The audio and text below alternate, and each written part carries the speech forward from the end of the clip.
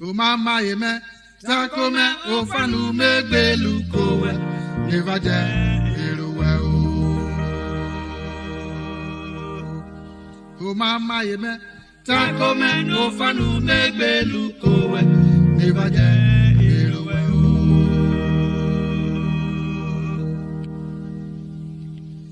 Mati matora kowe, odowaro. Mata jabu warakowe, odowaro. Emmanuel ye kozafa, newure kowe. Ova merelu, nora karame, o mama yeme. Me desobuzo me kowe, wata kwalo mebe. Igoru bisi liva, ova mewo. Ogwa yo manu we gruna, oyara wo.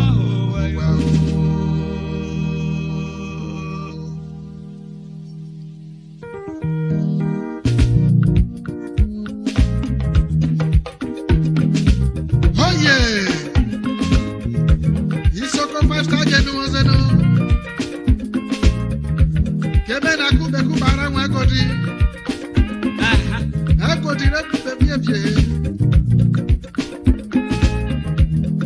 O mama yeme, jago me no fanu mebe lukowe. Evaje eruwe o. Ememe rekbe lukowe ina. Come on now. Neva boja werewe. Ema mewura kowe. Imoto meda kowe. Takome urwad mere belukowe. Umama yeme. Takome no fanu me belukowe. Evaje eruwe o.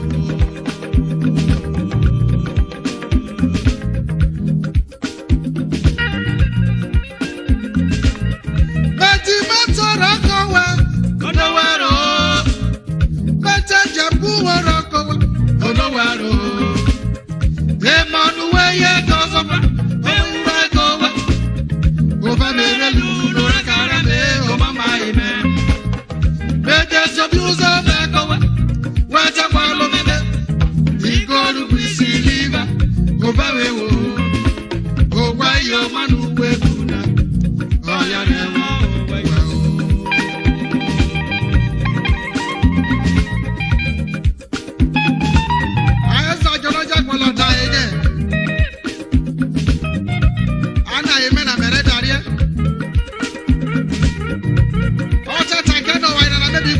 Na uzwazo me aja ni weti echi na ni wepo me beri Ajaje. ai no za me homa Teresa Rosa becha vie uri turu osahana abogba wa ina jero kole me o zare mi viele Ayama. mama yeme takome ofanu mebelu kowe evaje eruwe o.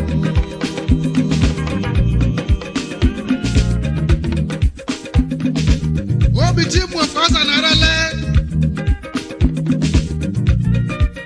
ebe jona bosa na je kwonu e pano ni no za na une mokeno onwa ni mofu ola oro bono ware na ro na play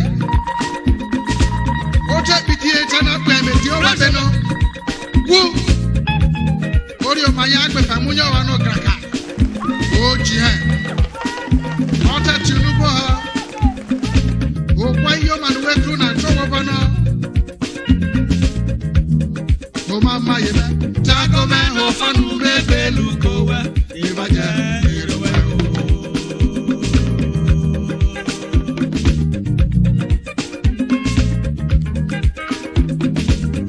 Mati matora kowe odowaro. Mata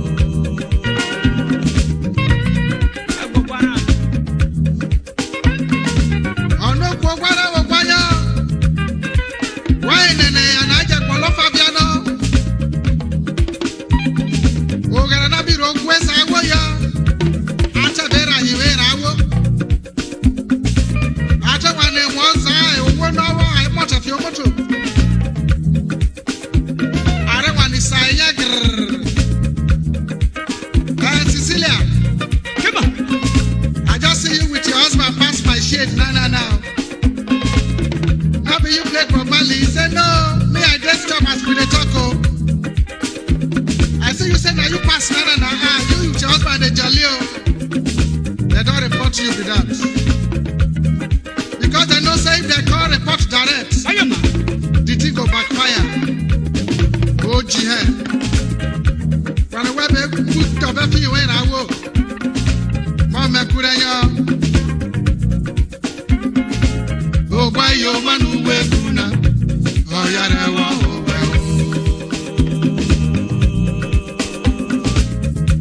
why na mo sanye buka ni papa go be awusa. Ai je chenya. Oza tari go na ri obare. Brema come. Oza tari ge momo biro si enya na. Oza momuzo bobi dino ai na chebu.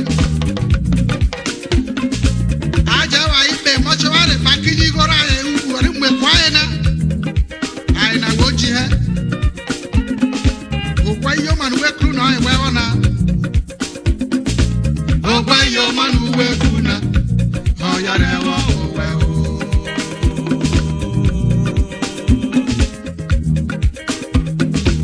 Onokwo gwara wo kwanya. Onokwo enwe nwora lele. Ogwa yo man we kru na. Oh ya re wo we. Mame. Onokwo gwara wo kwaria. Ogwa yo man we kru na. Oh ya re wo we. Onokwo gwara wo kwaria. Onobuwera mumura rowa.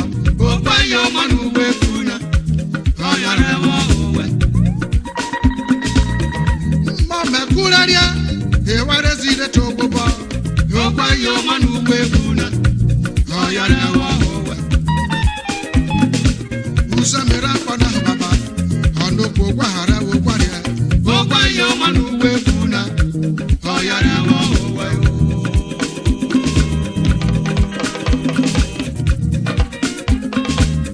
Onotande yo maretome. E yo makurete. Oh yeah. Mesa gu kawe grabie vie. Roba wali usora wataka wikra na wasa gu kawe gra. Kawe gra wora korore. Onotanu were gwa. Oda Jesu were gu kawe gra. Mesa gu kawe gra. Mesa gu kawe gra. Awe gra ruome na be kwa lo mebe. Oda di Jesu mesa gu kawe gra. Onya bosole. Mesa gu kawe gra. Mesa gu kawe gra. Awe gra ruome na be kwa lo mebe. Oda di Jesu mesa gu kawe gra.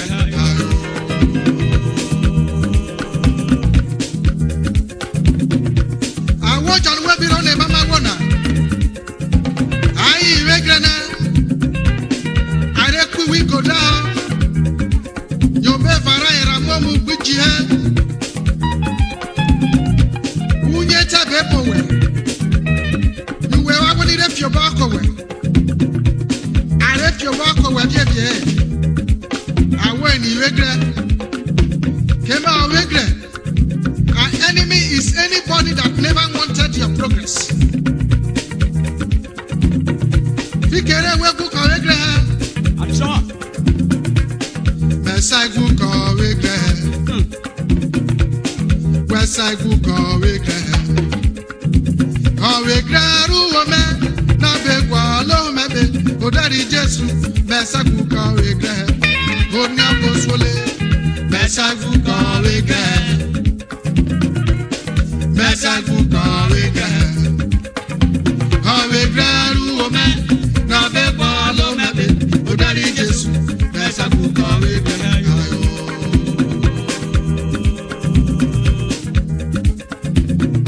Maybe we architect Parisa James Abarero.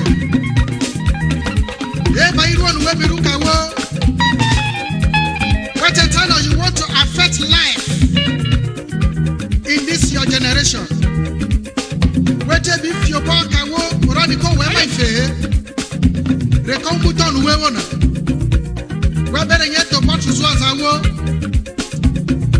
ye to jobu nu etera. Ota pano we keleme. Era Jesu ratwe. Aso. Kawe gra na be kwa alo mebe. Odari Jesu na sabu kawe gra ayo.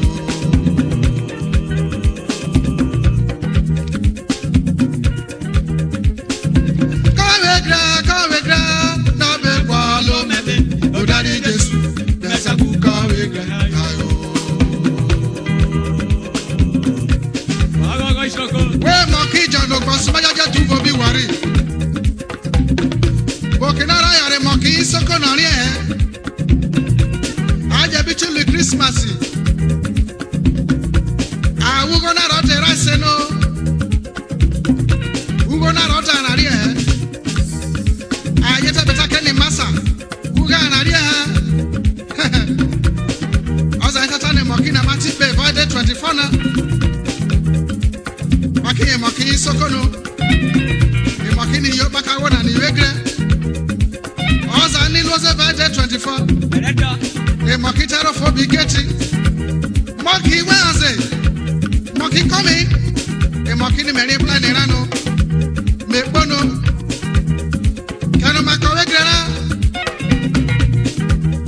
Wewe kwa mafuku pa we grana. Kemi romo mo barajo. Rama kuma. Kawe gra Jesu twera yako wa.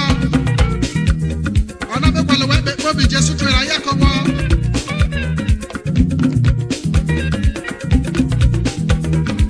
Play. Bima. Tell Hiya. Jesu twera hai come. Jesu twera hai come. Jesu twera hai come. Jesu twera hai. Ewe kane be kwa lose was amena. Jesu twera hai come. Jesu twera hai come. Eni mu pa uzu azame. Jesu twera hai come.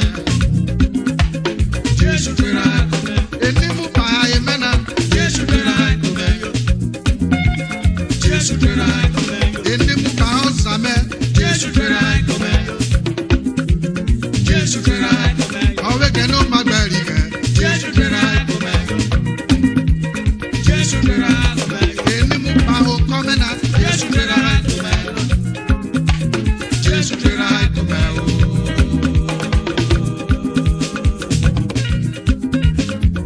Egberi orara osha.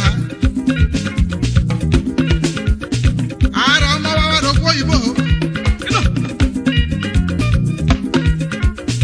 Owo na ri obe are fi picture sanya. Eni. Jesu twera hai come. Hallelujah. Jesu twera hai come. Ebe kane be kwalo me bena. Jesu twera hai come. Jesu twera hai come. Ota macaroni me. Jesu twera hai come.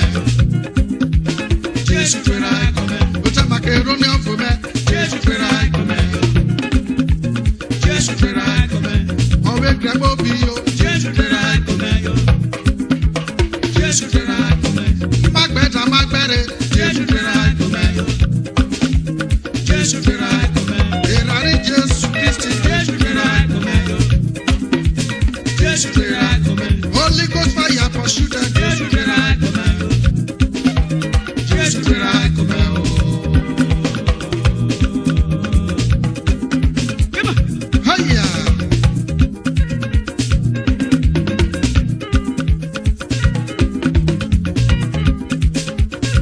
Eme luko woni eme.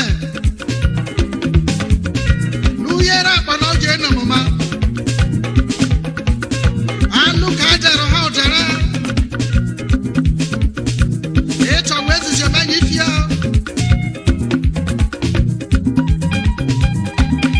Ayam. Meje to ware oro ni me. De ke bani melu teni we luko meto. Agora ziko wane nyo mawara wo so wa. Yamana. Koni ayeme. Hayero ji wara kome. ISOKO mo ya mena. Amen. Ere luko wa koni ayeme. Uyera bana uje no mama.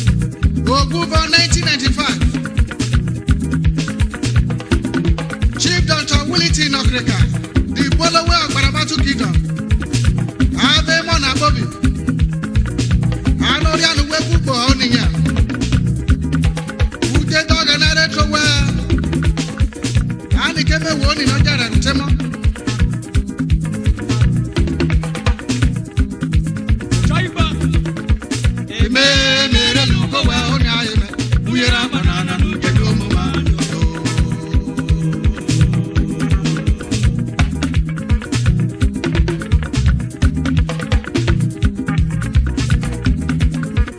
eme mere luko wa onya eme uyera banana nu jedo mama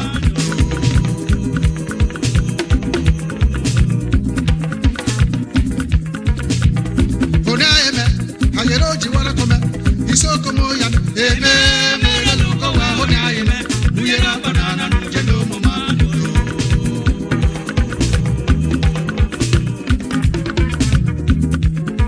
Ayoji.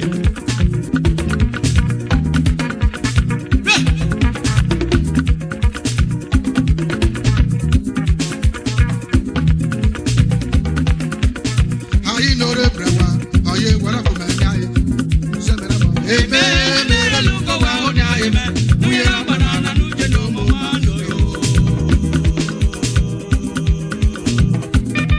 Iye na re no. Where's your man?